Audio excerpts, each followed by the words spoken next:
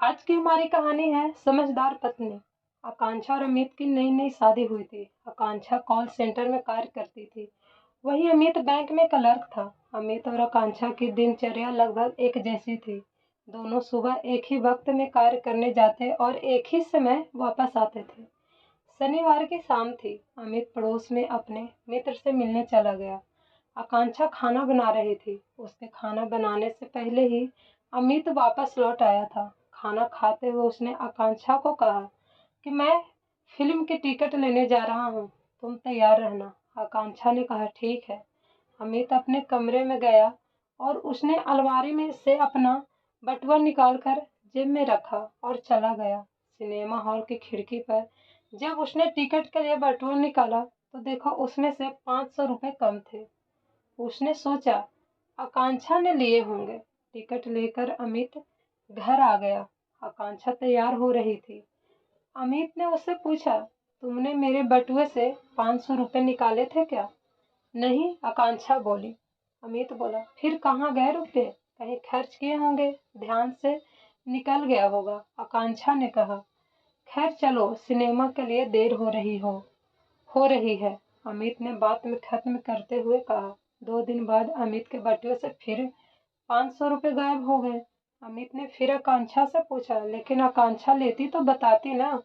ऐसा करते हुए महीने में 6-7 बार अमित के बटुए से पैसे निकलते गए।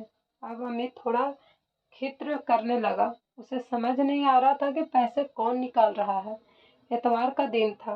अमित घर में आराम करने के मूड में था। आकांक्षा अपने ऑफिस का कुछ कार्य लैपटॉप पर कर रही थी। अमित ने कहा, मैं बाजार से आता हूँ कुछ सामान लेकर। अमित घर के बाहर निकल गया, लेकिन कुछ ही देर में वापस आ गया। आकांक्षा हॉल में बैठी थी। उसने उसे देखते ही पूछा, क्या हुआ? गाड़ी की चाबी भूल गया हूँ।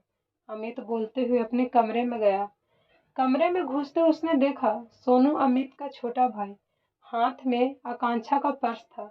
अमित का पारा अचानक चढ़ गया। इतने दिनों से वह अपनी पत्नी पर शक कर रहा था, जबकि चोरी उसका भाई कर रहा था। उसने खींच के एक थप्पड़ सोनू को जड़ दिया। आकांक्षा दौड़ती हुई कमरे में आई। उसने अमित को सोनू से दूर किया और उसे शांत होने का बोलने लगी। अमित आकांक्षा से नजरें नहीं मिला पा रहा था। उसने लगभग रोते हुए कहा कि मेरे भाई के कारण मैं तुम्हें शक की नजरों से देख रहा था। मैंने उसके लिए क्या क्या नहीं किया है। उसने जो मांगा सब दिया। आकांक्षा अमित को शांत करते हुए बोली, उससे चोरी करते हुए दो दिन पहले मैं देख चुकी थी, लेकिन मैं चाहती थी समय अनुसार तुम्हें बताऊं और फिर उसे समझाकर सही राह पर ले आऊं। अगर मैं सीधा कह देती कि तुम्हारे भाई ने तुम्हारे बटुए से पैसे निकाले हैं तो तुम मुझ पर विश्वास नहीं करते।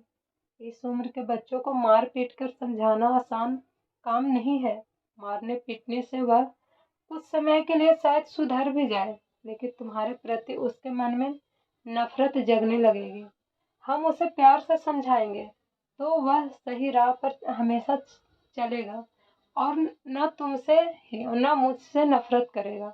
अमित का गुस्सा शांत हो चुका था। उसे आकांक्षा की बातें स्पष्ट रूप से समझदारी वाली लग रही थी।